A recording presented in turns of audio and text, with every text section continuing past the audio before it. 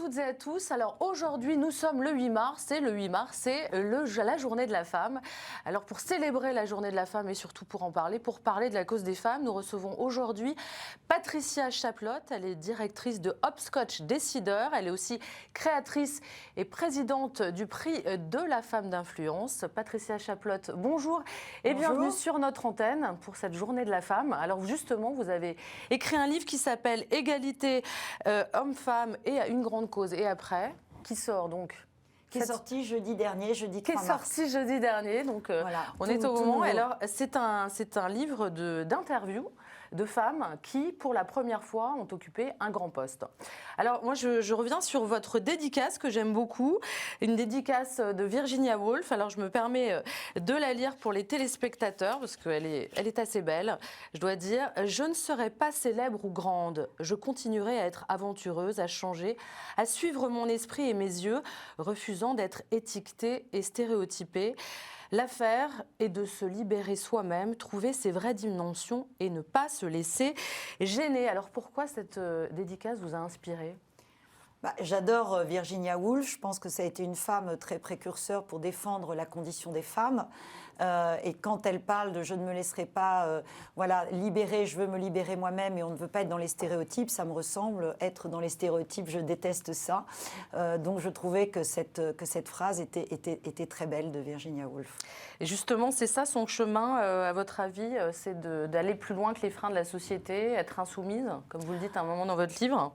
Alors, je pense qu'il faut effectivement vivre ses rêves, aller au bout. Il faut oser, c'est une formule que j'aime beaucoup, oser faire bouger les lignes. Et les 10 femmes que nous avons interrogées dans ce livre, on a dit des femmes qui font bouger la France. Pourquoi ?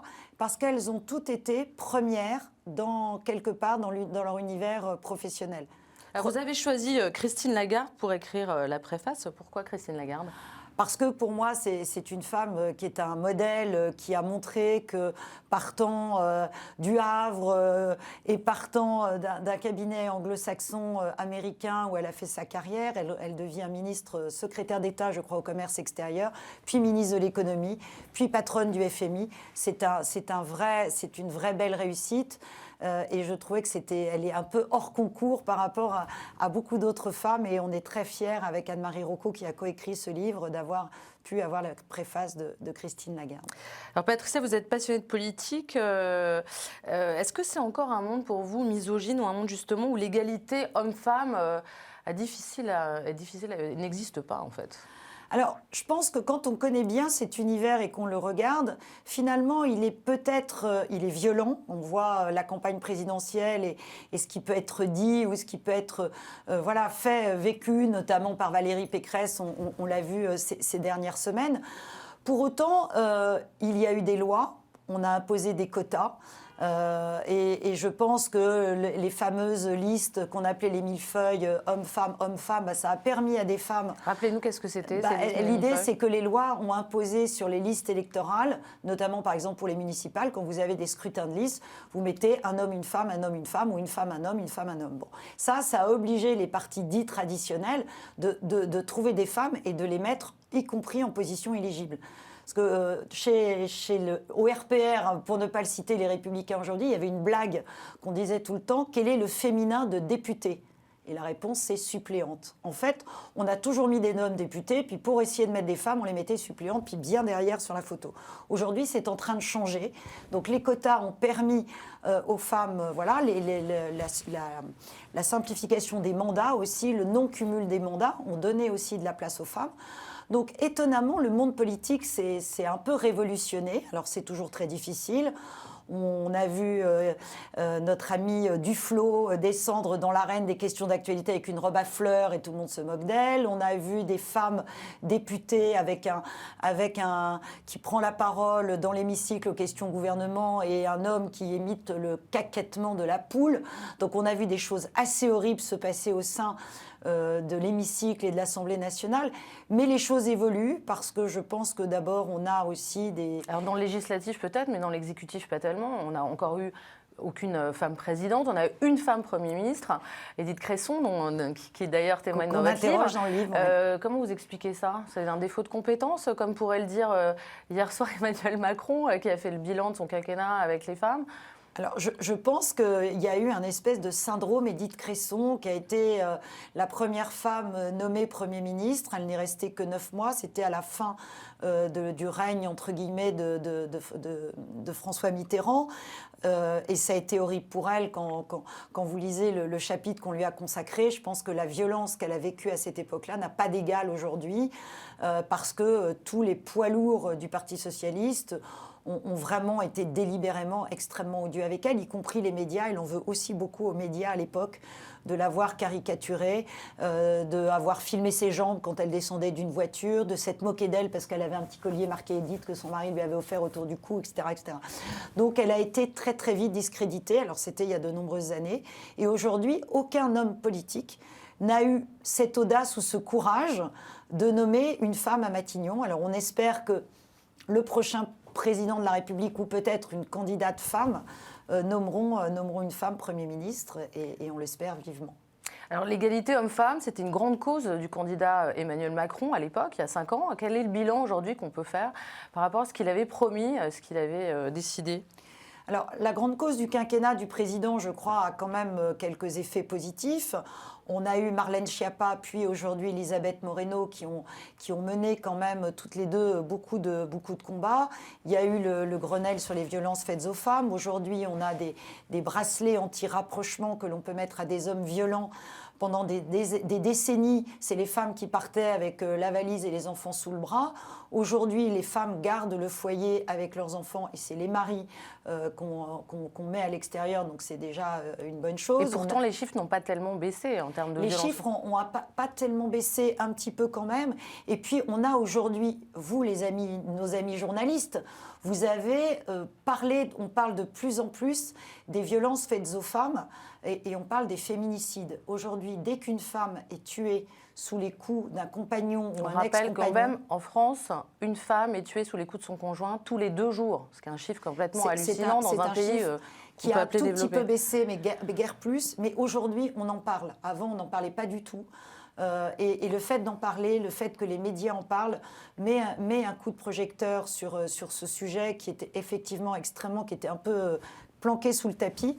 Ce qui est important aussi, c'est qu'aujourd'hui, on apprend davantage, aussi bien aux policiers qu'aux gendarmes, à recueillir la parole d'une femme. Quand vous vous êtes fait agresser, quand vous êtes fait violer, et que vous arrivez dans un commissariat ou dans une gendarmerie, et qu'on vous regarde un peu différemment, voire certaines peuvent témoigner en disant « Regardez, c'est normal, vous êtes en jupe ». Donc c'est sûr que quand on est en jupe, c'est le droit au viol. Donc il y a des choses qui s'améliorent par rapport au recueil des paroles des femmes, si possible recueillies par des femmes gendarmes ou des femmes policières. Donc là, il y a un gros travail qui est fait. Et puis, effectivement, pendant ce quinquennat, on a aussi beaucoup parlé. Il y a eu la loi de la députée Marie-Pierre Rixain sur l'émancipation économique des femmes. Si une femme veut gagner son autonomie, il faut qu'elle travaille et qu'elle gagne son argent. Voilà, quand on a un métier, donc ça veut dire qu'on gagne de l'argent, on est plus facilement autonome, on peut plus facilement partir si vous subissez du harcèlement ou des violences conjugales. Ça, c'est important. Donc ça veut dire qu'il faut pousser les jeunes filles à aller à l'école. Et ça se voit sur le territoire national, ça se voit aussi dans les pays africains où je discutais encore avec une femme africaine il y a 2 jours en disant voilà, les jeunes filles, on doit leur expliquer qu'aller à l'école, c'est important et parce qu'on gagne notre autonomie et notre indépendance financière, ce qui nous permet de mieux gérer notre vie. Alors, donc, que pensez-vous de la place de la femme dans le programme des 12 candidats à la présidentielle aujourd'hui ? Est-ce que vous pensez que ça a une grande place chez les 12 candidats ou aujourd'hui un peu tout le monde aujourd'hui particulièrement, je pense que nos amis candidats qui vont être dans les médias vont évidemment parler de la place des femmes. Alors il y en a un qui est un peu plus gêné aux entournures, c'est notre ami Éric Zemmour. Enfin, ami, pas pour moi en tout cas, c'est une formule. Il a écrit Le Premier Sexe, qui est un livre qu'il a écrit en 2008. avec des formules qui sont absolument abominables. En gros, nous ne pensons pas, nous ne réfléchissons pas, nous sommes le malheur des hommes, etc., etc. Donc effectivement, c'est je pense, un jour en tout cas où chacun va pouvoir peut-être exprimer des choses pour montrer que l'équilibre homme-femme est source d'harmonie, est source de compétitivité dans les entreprises, parce que plus il y a de femmes à des postes de direction, avec des hommes, il ne s'agit pas que les femmes prennent la place des hommes, mais qu'on y trouve une forme d'équilibre, d'où la loi Copé-Zimmermann qui a été votée il y a 10 ans, qui a permis d'avoir des quotas de 40% dans les conseils d'administration. Et la loi de Marie-Pierre Rixain, que j'évoquais tout à l'heure, va permettre aussi, dans les cadres dirigeants, d'avoir aussi, dans les 5 ans, 30% de femmes cadres dirigeants. Parce qu'il faut aussi que les femmes soient aux manettes et soient là où on prend les décisions. Donc je pense qu'aujourd'hui, c'est une journée qui est importante. On va écouter nos candidats. Puis il faut savoir aussi que 52% des gens qui votent sont des femmes. Donc c'est important, je pense, de parler aux femmes. Alors on parlait de l'équité dans les entreprises, en politique, mais quid de l'égalité des salaires? On n'en est toujours pas à l'égalité des salaires. On voit toujours des écarts qui peuvent aller jusqu'à 20% à un même poste entre un homme et une femme. Alors, sous le quinquennat d'Emmanuel Macron, une des choses qui a évolué, c'est l'index des salaires qui a été créé par Muriel Pénicaud, alors ministre du Travail, il y a quelques années. Cet index est obligatoire dans les entreprises de plus de 1000 salariés, si je ne me trompe pas, je crois que c'est ça, et ce qui permet justement d'afficher le salaire d'un homme et d'une femme à diplôme égal, à expérience égale, à qualité égale. Donc, et même vous, en tant que femme ou en tant qu'homme, vous avez le droit de demander à votre employeur le salaire des personnes qui sont effectivement à votre niveau. Donc cet index des égalités salariales a permis de faire avancer les choses. Donc les entreprises mauvais élèves sont en train de se rattraper parce qu'en termes de com et d'image, c'est pas bon pour eux. Surtout que certaines femmes font savoir qu'elles sont moins bien payées que certains hommes. Donc ça, c'est une des avancées qui a été mise en place pendant le quinquennat d'Emmanuel Macron. C'est une bonne chose. Alors vous avez fait donc une association sur le prix des femmes d'influence. Quel est votre enjeu aujourd'hui? Quel est votre enjeu, votre cheval de Troie pour les années à venir? Ce qui est important dans ce prix, c'était de mettre dans la lumière des femmes qui viennent de tous horizons. Parce que c'est vrai que souvent, pendant très longtemps, moi je trouvais que dans les médias, on voyait toujours les mêmes. Il y avait 10 femmes. Vous aviez, je vais citer celles que j'aime beaucoup au demeurant, il y avait Mercedes Serra qui dirige BETC, Clara Guémard, Anne Levergeon, Véronique Morali, Patricia Barbizet. Ce sont des femmes exceptionnelles qui sont effectivement géniales, mais elles ont fait l'ENA, Polytechnique, Sciences Po, HEC. Toutes nos filles ne feront pas ces grandes écoles et je pense qu'il y a des modèles de réussite dans des petites entreprises, dans des ETI familiales. Il y a des femmes qui réussissent dans le monde politique, des femmes journalistes qui font des métiers incroyables que beaucoup de jeunes filles rêvent de faire. Donc moi, mon idée, c'était vraiment de mettre dans la lumière des femmes venant de tous horizons. Et moi, j'ai mis dans la lumière la première femme grossiste en viande à Rungis. Oui, il y a une femme et elle va bosser en jupe le matin au milieu des hommes. Voilà. On a mis pendant le Covid des femmes qui ont beaucoup, des femmes infirmières, des femmes aides-soignantes, qu'on a applaudi mais qu'on ne voyait pas suffisamment. Donc je pense que l'objectif de ce prix, c'est vraiment, vraiment que les jeunes filles se disent que je vais être pilote automobile, c'est possible, je vais être gendarme, c'est possible. Je veux aussi faire des métiers d'hommes. Faire des métiers d'hommes, c'est possible. Et il n'y a pas que ça dans nos lauréates, mais il y en a beaucoup. Et l'important, c'est de montrer que si on veut, tout est possible et qu'on peut pousser les murs et percer ce fameux plafond de verre. Merci Patricia Chaplotte d'avoir été avec nous. Et Merci. puis j'espère que vous nous tiendrez au courant de vos avancées sur ces femmes qui rêvent de réaliser leur vie et de se réaliser elles-mêmes. L'entretien du jour, c'est terminé pour aujourd'hui. L'info continue sur Télé Sud. À très vite.